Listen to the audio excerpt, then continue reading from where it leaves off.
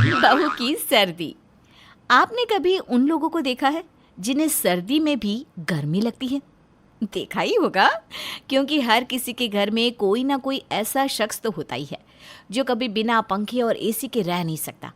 मिश्रा परिवार में वो शख्स उनकी बहू है आरती, जिसे दिल्ली की इतनी बुरी सर्दी में भी पंखे के बिना चैन नहीं, जिस वजह से उसके साथ रह रहे घर वालों को क्या क्या झेलना पड़ता है। चलिए देखते हैं। अरे आरती बहू, जरा वो तेल तो देना। अरे माँ जी, आप कपकपा क्यों रही हैं?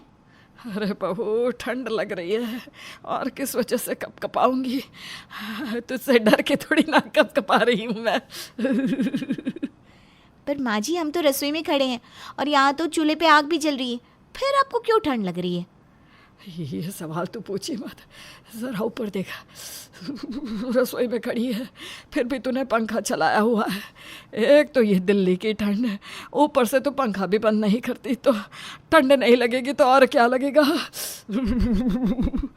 अरे माँ जी, क्या आप भी रसोई में खड़े हैं, हम आग के सामने, कितनी गर्मी है यहाँ, इसलिए मैंने पंखा चलाया हुआ है। और आप खड़ी है इसलिए मैंने अभी 3 पर ही पंखा रखा है, वरना मैं तो 5 पर रखकर चलाती हूँ। तू धन्य है बहू, तो जैसे इस जहां में और कोई नहीं। दिल्ली में इतनी ठंड पड़ रही है कि बच्चों के स्कूल बंद कर दिए गए, लोगों के मुंह से धुआं निकल रहा है, फिर भी ना तू स्वेटर पहनती है और ना ही पंखे बंद कर रही है। अरे माँ जी, अब मुझे गर्मी लग रही है तो क्या करूँ मैं? मुझे तो अब भी रसोई में खाना बनाते वक्त गर्मी लग रही है। सोच रही हूँ पंखा तेज़ कर दूँ थोड़ा। अरे बहू, क्या चाहती है कि कल की अखबार में मेरी फोटो आ जाए कि एक बूढ़ी औरत की ठंड की वजह से मौत हो गई? अरे यहाँ तेरे पंखे की वजह से मेरे हाथ पांव कांप रहे हैं और तुझे पंखा तेज करना है। ठीक है, मैं पंखा इतना ही रखती हूँ, बस आप कर लीजिए अपना काम, मैं थोड़ी देर गर्मी में रह लूँगी, और क्या। हे भगवान, कौन सी गर्म मिट्टी से बनाया है आपने इसे? आरती की पंखे और एसी चलाने की आदत बाकी सबको काफ़ी मुश्किल में डाल देती थी, क्योंकि आरती की वजह से सबको ठंड में रहना पड़ रहा था। हे भगवान, मेरी नाक। अरे क्या हुआ आकाश, सुबह से बस छींके जा रहा है, तो ठीक तो है ना बेटा? अरे क्या बताऊँ माँ, कल रात आरती ने इतना तेज़ पंखा चलाया था कि सुबह से मेरी छींकें बंद ही नहीं हो रही। अरे तेरी तो पूरी नाक लाल पड़ी हुई है, तो कंबल पहन लेता ना फिर। मैंने 3 कंबल पहने थे माँ, पर एक तो रात को इतनी ठंडी, ऊपर से आरती ने खिड़कियाँ खोल दी और तेज़ पंखा चलाया था। मुझे तो लग रहा था कि जैसे मैं कश्मीर में बाहर किसी गली में सो रहा हूँ। सुबह उठा तो मेरे हाथ पैर सिकुड़ गए थे ठंड के मारे। फिर तो आरती बहू भी बीमार पड़ी होगी, उसे भी सर्दी जुकाम हो गया होगा। क्या हुआ माँ जी, आपने मुझे याद किया? है? तू तो बिल्कुल ठीक है आरती। आकाश कल रात के बारे में बता रहा था। हाँ माँ जी, मैं ठीक हूँ। कल रात को ना बहुत गर्मी हो रही थी, पर मैंने बाद में खिड़कियाँ खोल दी ना, तो सब कुछ सही हो गया। क्या गर्मी हो रही थी? अरे तू आकाश की हालत देख रही है, उसका पूरा नाक लाल हुआ पड़ा है और तुझे गर्मी हो रही थी। मैंने तुमसे कल रात को कहा था ना कि पंखा बंद कर दो, लेकिन तुमने इतना तेज़ पंखा चलाया था कि आज मुझे सर्दी जुकाम हो गया, और आज मेरी एक इम्पोर्टेंट मीटिंग भी है। पर आपने तो 3 कंबल पहने थे। वही तो, 3 कंबल पहनने के बाद भी मेरी ये हालत है। पता नहीं तुम्हें कैसे कुछ नहीं हुआ। पता नहीं आप सबको इतनी ठंड क्यों लग रही है, मुझे तो अभी भी गर्मी लग रही है। मुझे तो लगता है कि दिल्ली में लोग बाहर ठंड से मर रहे हैं और मैं यहाँ इस घर में रहकर ठंड से मर जाऊंगी। आरती दिल्ली की इतनी कड़कड़ाती ठंड में भी गर्मियों वाली ही हरकतें करती थी, जिससे उसका पूरा परिवार शॉक्ड रह जाता था। आइए भाभी, आप भी बैठिए, हमारे साथ फिल्म देखिए।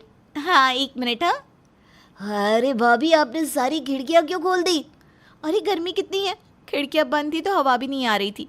अब देखो कितना अच्छा लग रहा है। अरे बाहर ठंडी हवा चल रही है, खिड़की खोलने से ठंडी हवाएं अंदर आ रही है। हाँ भाभी, बहुत ठंडी हवा है। अरे कुछ नहीं होता, ऐसा लगेगा कि हम थिएटर में बैठे हैं। ये लो, तुम ये पियो, ये मैंने आज ही बनाया है, स्पेशल शरबत। ठीक है, लाइए। ये कितना ठंडा है भाभी। अरे ठंडा तो होगा ना, मैंने इस पे अच्छे से बर्फ जो डाली है, अच्छा लगा ना? अच्छा कैसे लग रहा है आपको? मेरा तो गला ही बैठ गया ये शरबत पीकर। हे भगवान, इतनी ठंड में इंसान चाय पीता है, काढ़ा पीता है, लोग गरम गरम सूप पीता है, गरम गरम चीज़ें बनाकर खाते हैं, और एक ये है कि ठंडा बर्फ वाला शरबत पी रही है। अरे माँ जी, आप पी कर तो देखिए, आपको भी मज़ा आएगा।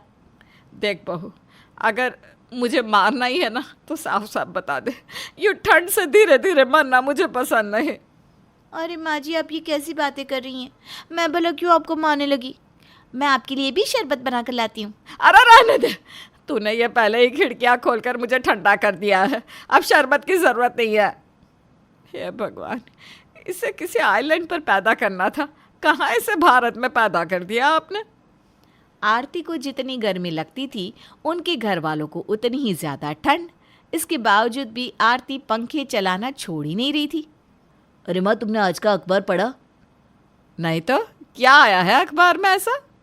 अरे माँ, दिल्ली में ठंड और बढ़ने वाली है, इसलिए रजाइयाँ और कंबल निकाल के रख लो।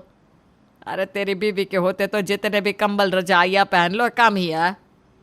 कल उन्होंने मुझे इतना ठंडा शरबत पिला दिया कि अभी तक मेरे गले में दर्द हो रहा है भैया। अरे तू शरबत की बात कर रहा है? कल रात आरती ने रूम की एसी चालू कर दी थी, ये कहकर कि उसे गर्मी हो रही है। मैं अपने बोरिए बिस्तर लेकर इस तरह भागा हूँ जिस तरह चोर चोरी करने के बाद भागता है। तो फिर कल रात को तू कहाँ सोया था बेटा? मैं कल नीचे हॉल में सोफे पर सोया था, इतनी कमर अकड़ गई है कि क्या ही बताऊँ माँ।